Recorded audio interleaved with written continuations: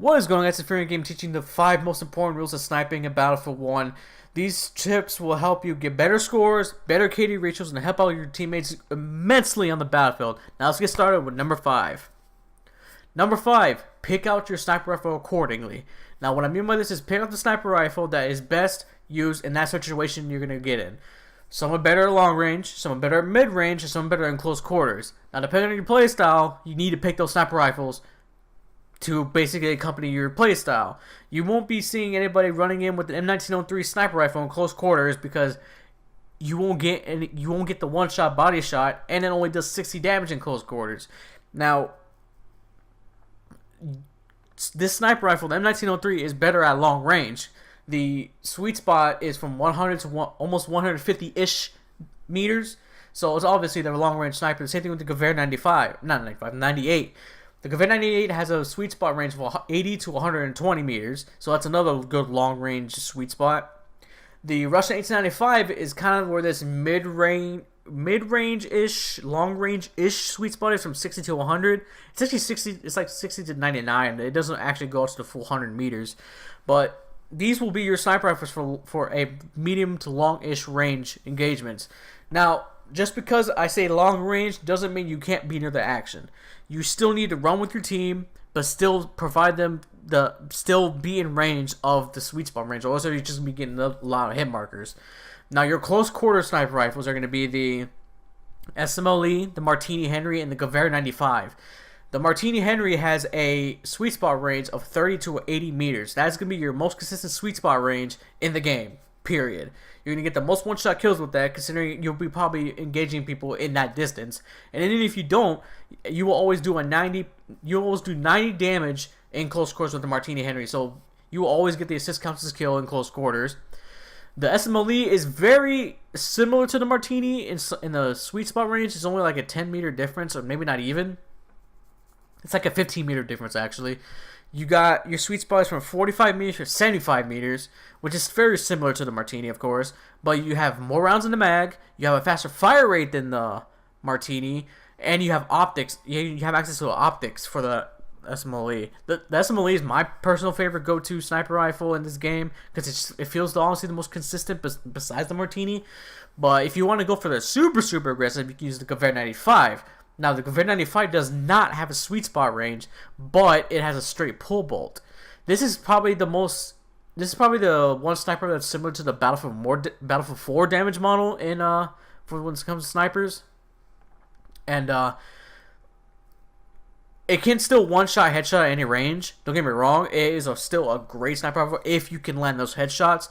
Otherwise, you'd be doing, I think, upwards of 90 damage in close quarters, I believe. You still get the assist counts as kill if someone kills him before you, but you can probably follow up the next shot pretty quickly. So those are your sniper rifles. Now, there's some weird ones in here, like the M1903 Experimental and the Russian 1895 Trench. The Trench has a weird damage model.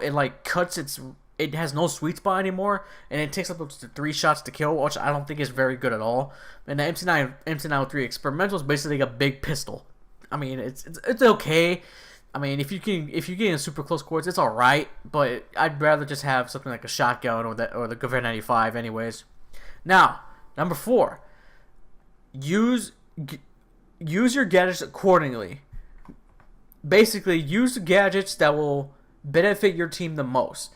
Now, this is obviously excluding the sniper shield and the tripwire bomb because these things are pretty useless. The tripwire bombs hardly ever get a kill. They only injure enemies. The sniper shield, I mean, it's in theory effective considering it will block sniper shots for you, but it limits your field of view, and honestly, if you're going to be running your team, you shouldn't be using it in the first place. Your best bets when it comes to gadgets is probably the flare spot, the flare flash, the K-bullets, and the trench periscope. I personally either run the trench periscope and flare spot, or the flare spot and K-bullets. The flare spot will spot your enemies in a decent sized radius. Like, it's a pretty decent sized circle how many people will get spotted in there, and it spots anybody above ground, below ground, on the ground. It doesn't matter. It will spot anybody. I don't think it actually spots vehicles. I haven't really noticed it, but I know it spots enemies, like infantry. Now, the flare flash is very similar, but doesn't spot. It just leaves a a big flash effect on the floor. I mean, if everybody gets close to it, they get blinded. Obviously, it's like a big flash grenade, but lasts longer. The K-Bullets. Now, I wish the K-Bullets got a buff personally, but the K-Bullets are pretty good when you're running with your tankers because it will stop the enemy tanks from repairing their vehicles. Any amount of damage that you do to a tank will stop its repair cycle. So if you continue to shoot K-Bullets at the tanks, they won't be able to heal. And the Trench Periscope is also a really, really underused tool in this game. It is a really good gadget, considering you can spot anybody and it outlines everybody. Outlines everybody you spot with the red outline through walls, through anything, and your entire team can see it. It will highlight tanks. It will highlight enemies. It will highlight planes. It will highlight the behemoth. Even though if you can't see the behemoth, you might want to look up. And also it gives you more spot points too. It gives you like 60 instead of 20, I believe it is. It's a really underused gadget, and I wish people would use it more to help out their team. Now, third, spotting. Spot everything you see. Spot everything. Everything you can. Your team will love you for it. I wish they gave the scouts more spot points than instead of, I think it's like 20. I think it's 20. I'm pretty sure it's 20, but they need to increase it just to give them a little bit more. Spotting is just key in this game. It's so good. I see a lot of scouts just not spotting it. They're just spotting the targets they are looking at. You need to spot everything. And I literally mean everything you see. Just spot. Doesn't matter if it's just one target, spot it, because if you don't get the kill, somebody else will get the kill. Just spot everything. Now, tip number 2, PTFO. I cannot say this enough. PTFO. You will not get better if you don't PTFO in this game.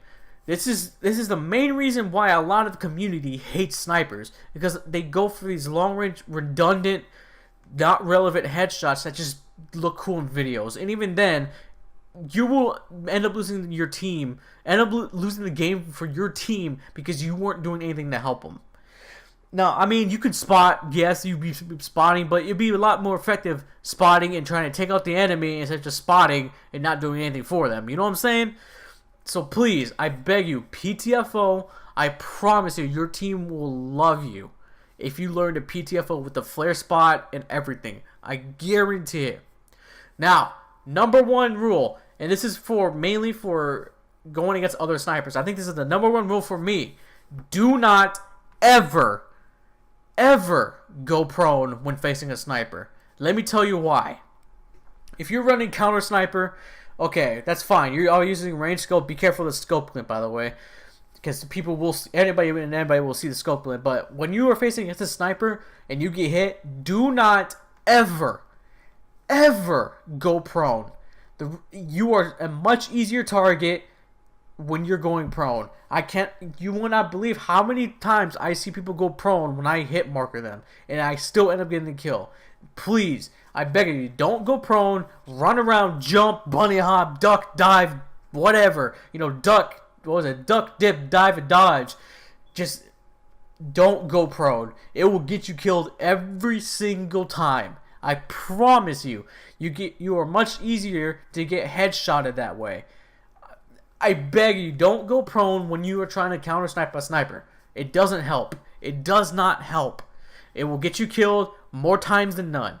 If you want to get to cover, run away. Run away behind some cover and then go prone, so you don't pop up your head up. Now, obviously, this is all my opinion of what I think is the most important when it comes to sniping a Battlefield 1. Let me know what you guys think.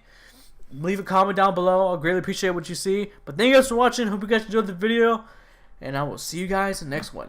Peace.